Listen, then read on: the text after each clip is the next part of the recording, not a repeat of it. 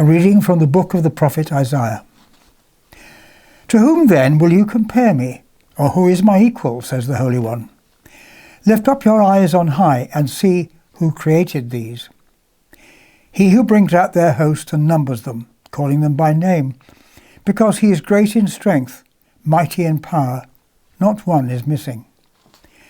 Why do you say, O Jacob, and speak, O Israel, my way is hidden from the Lord, and my right is disregarded by God? Have you not known? Have you not heard? The Lord is the everlasting God, the creator of the ends of the earth. He does not faint or grow weary.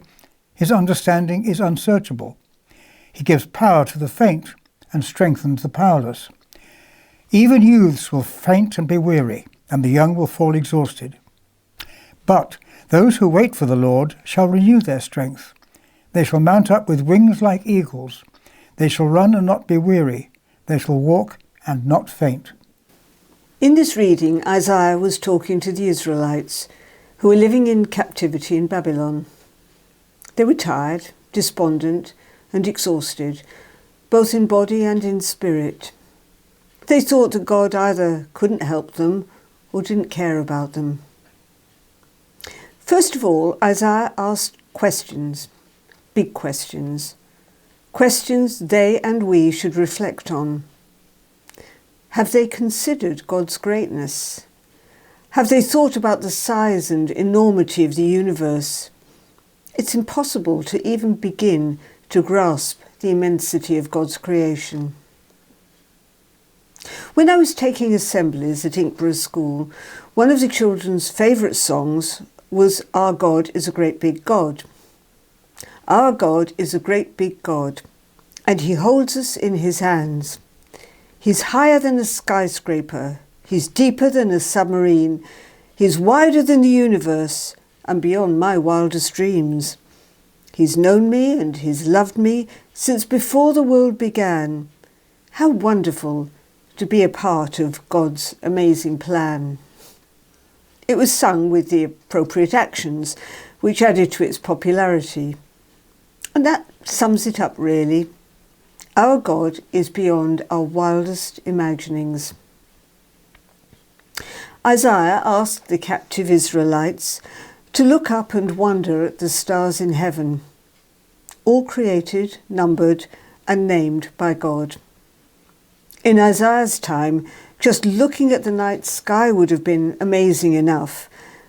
With the naked eye, we can see at most about 3,000 stars.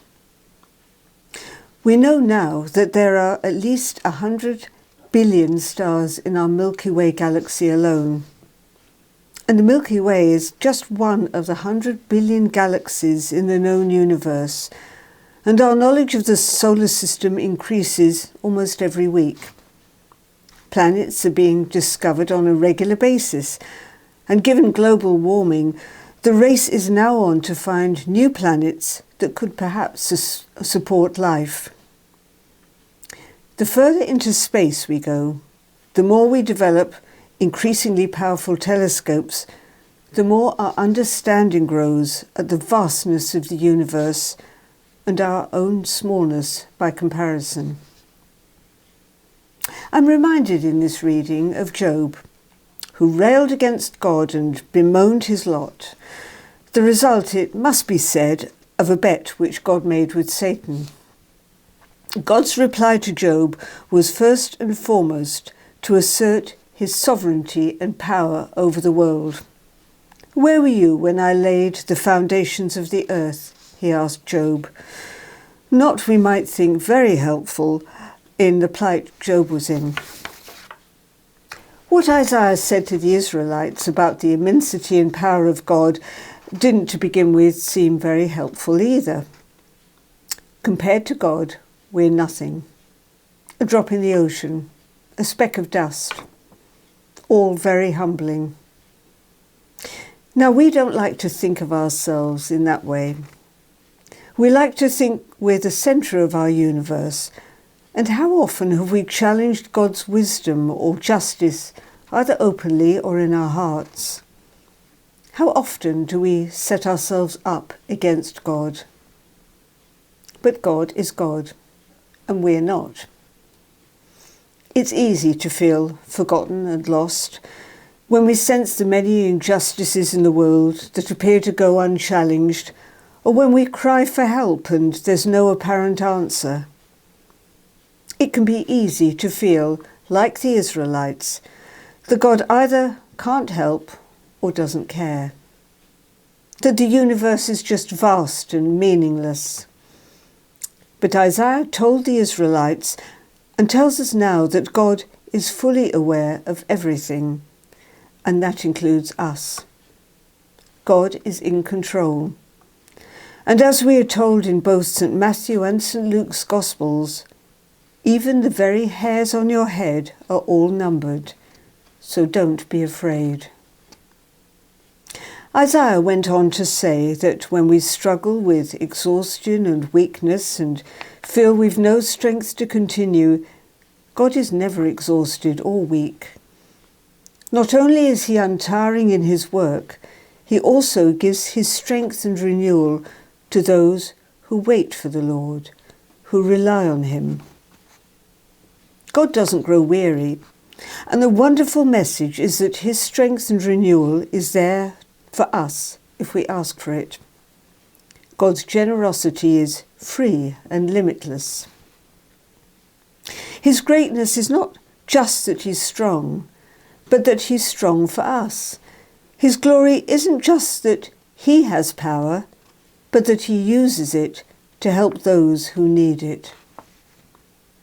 The great promise of Isaiah is, "They who wait for the Lord shall renew their strength."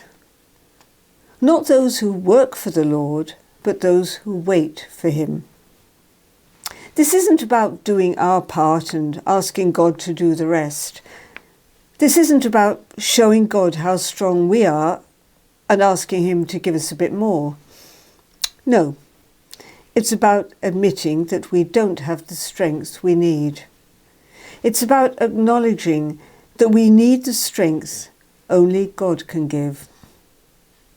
For all those who are burdened by the struggles of life, the picture Isaiah paints is that of soaring on wings of eagles. It's a wonderful and uplifting picture. We are to wait for the Lord. This is more than just passively passing time. It's more a sense of hopeful expectation that in the middle of hardship, God works all things together for good. How does God bring us this strength and renewal? As Christians, we look to Jesus, who came to us and said, "Come to me, all who labour and are heavy laden, and I will give you rest." Jesus carried the burden of our sin upon himself on the cross. He rose again and sent his Spirit to strengthen us in our weakness, to enable us to soar on wings of eagles. Amen.